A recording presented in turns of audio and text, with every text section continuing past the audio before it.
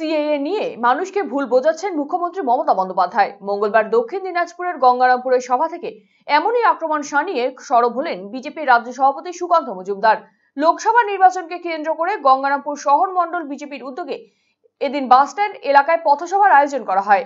এই সভা থেকে গঙ্গারামপুর রেল স্টেশনকে অমৃত ভারত প্রকল্পে যুক্ত করার পাশাপাশি জেলার ঐতিহাসিক স্থান বানগড়ে পর্যটন কেন্দ্র তৈরির আশ্বাস দেন তিনি।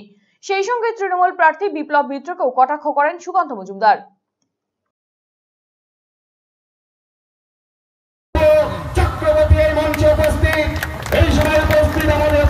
ভারতীয় জনতা পার্টির কর্মীদের অভিনন্দন জানিয়ে আমি দু চারটি কথা বলছি।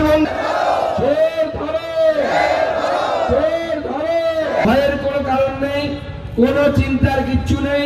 অনেকে ভুল বোঝাবে। আমি এই মঞ্চ থেকে মোদির গ্যারান্টি দিচ্ছি আর সুকান্ত মজুমদারের গ্যারান্টি দিচ্ছি, সিএ এর ফলে কারো নাগরিকত্ব যাবে না। দিদিমণি মুসলিম ভাইদেরকে ভুল বোঝাবে। আমি তাদেরকে এই মঞ্চ থেকে আশ্বস্ত করছি, সিএ নাগরিকত্ব দেওয়ার আইন, কারো নাগরিকত্ব নেওয়ার আইন না।